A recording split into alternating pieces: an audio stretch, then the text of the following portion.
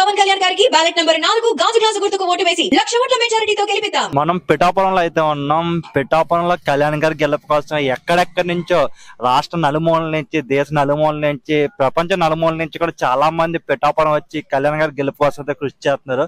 ఈ అన్నిటికి భాగంగా మన దగ్గర గిరి గారు అయితే ఉన్నారు. ఈయన కళ్యాణ్ గారి మీటింగ్ ఎక్కడ జరిగినా సరే, ఇప్పుడు చూసారు కదా ఈయన ఎలాగైతే పెయింటింగ్ వేసుకొని జై జాన్సన్ అని చెప్పి రాసుకున్నారు కదా, ఆయన ప్రతి దుక్కునికి కళ్యాణ్ గారి మీటింగ్ ఎక్కడ జరిగినా సరే అక్కడికి వెళ్ళి వాలిపోతారు.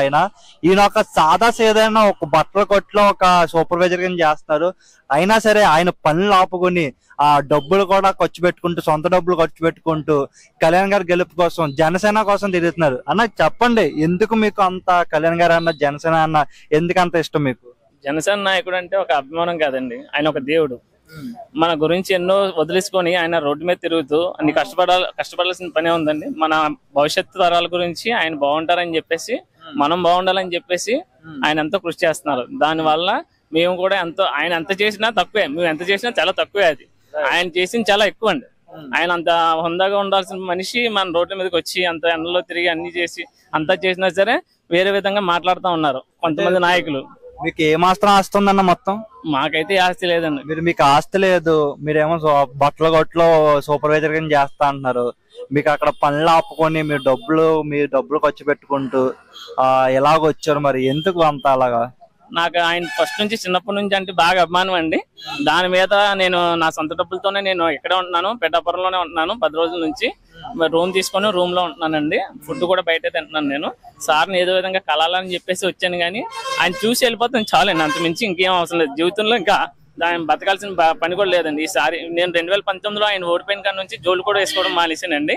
అలాగే అప్పటి నుంచి కూడా లేదండి జోలు. 2019 నుంచి ఎందుకన్నా జోళ్ళు వేసుకోబోతే ఇప్పుడు ఆయన ఎమ్మెల్యే అయిపోతారా? మరి అది ఎవ్వనా అవ్వపోయినా ఒక అభిమానం అండి, అంతే. నాకు అది ఈసారి అవుతారండి, ఖచ్చితంగా పక్కాగా అవుతారండి. ఆయన అవ్వకపోతే కనుక ఈసారి నాకు ఏం చేసుకుంటానో నాకే అర్థం లేదండి దానికి.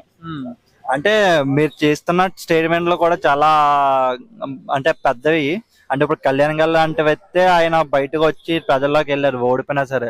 మీరు ఆయన ఓడిపోయారని చెప్పి చెప్పులు లేకుండా తిరగడం, ఈసారి ఓడిపోతే కనుక మీరు ఏమైపోతారో మాకు తెలియదు అని చెప్పి అన్నారు. అలాంటివి చేయకుండా మీరు కళ్యాణ్ గారి గెలుపు కోసం మీ వంతు సాయం కదా, మీ వంతు ఏదో కృషి చేయడం తప్ప అలాంటివి చేయకూడదు. నా వంతు నేను చేస్తానండి, ఆయన వంతు ఆయన చేస్తున్నారు. కానీ ప్రజల్లో ఒక రెగ్యులేషన్ రావాలి కదా, ఎవరు ఏం చేస్తున్నారన్న తెలియాలి. ఆయన ఏదో వేస్తున్నారు, అదేదో ఎత్తున్నారు అన్నది కాకుండా ఆయన సొంత డబ్బులతో ఎంతమందికి ఏం చేశారన్నది మనకు తెలుసు, మీకు తెలుసు. కానీ కాకపోతే ఏంటంటే కొన్ని రాజకీయ నాయకులు, కొన్ని శక్తులు ఏం చేస్తున్నాయంటే వాటిని డైవర్ట్ చేసేసి వేరే విధంగా మాట్లాడుతున్నారండి. అది కరెక్ట్ కాదండి. ఈ ప్రజానికం తెలుసుకోవాలి అది. అంటే ఇప్పుడు మీరు ఈ 2019 నుంచి 2024 వరకు ఎక్కడ సభలు పెట్టినా వెళ్ళారంట సేమ్ ఇలాగే, నిజమేనది? అవును సార్, నేను నిజమే ఇలాగే వెళ్ళానండి. నేను అక్కడ వెళ్ళి ఏం చేసేవారన్నా? వెళ్ళి చూసి ఉండండి అంతే, ఇంకేం చేసేవాడిని. కళ్యాణ్ గారిని చూసి వచ్చి ఉండండి అంతే, ఇంకేం లేదండి నాకు. ఆయన కనపడితే చాలు, నాకు ఇంకేం అవసరం లేదు. అంటే ఇప్పుడు ఎందుకన్నా ఒక వ్యక్తి కోసం మీరు ఎంత అలాగ వచ్చారు కదా, మీరు డబ్బులు కూడా ఆపేసుకుని చేసుకుని, ఆ వ్యక్తి మిమ్మల్ని చూస్తారో చూడో తెలియదు, మిమ్మల్ని గుర్తిస్తారో లేదో కూడా తెలియదు, కానీ మీరు ఆయన కోసం కష్టపడుతున్నారు. దీన్ని ఏ విధంగా చూడొచ్చు? ఇది గుర్తింపు కాదండి, ఆయన మీద ఉన్న అభిమానం అటువంటిది. నేనే కాదు, నాలాంటి వాళ్ళు ఎంతో మంది ఉన్నారు, నాకంటే పిచ్చోళ్ళు ఉన్నారు ఇంకా. కానీ నా అభిమానంతో నేను చాటుకోవడం ఏంటంటే ఆయన చూస్తే చాలన్న భ్రమతో వచ్చాను, అంతవరకేనండి. అంత మించి ఏమి ఉండదండి. మీకు పెళ్ళయిందన్నా? 2 పిల్లలండి.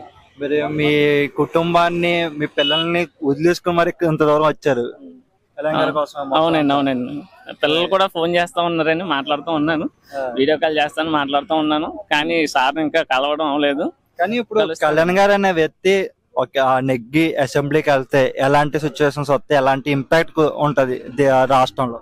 అది మనకి ఇంకా పూర్తిగా తెలియదు సార్. ఆయన అసెంబ్లీలో అడుగు పెట్టాలి. అసెంబ్లీలో అడుగు పెట్టిన తర్వాత ఆయన ఏ మంచి పని చేయగలరు? ఆయనకున్న ఒప్పుకున్నంత వరకు ఎంత అయితే చేశారో, ఇప్పుడు ఏం లేకుండా ఎంత చేశారో, ఉంటే ఎంత చేస్తారన్నది గమనించాలి ప్రజలు. అదొకటి చాలండి అంతే.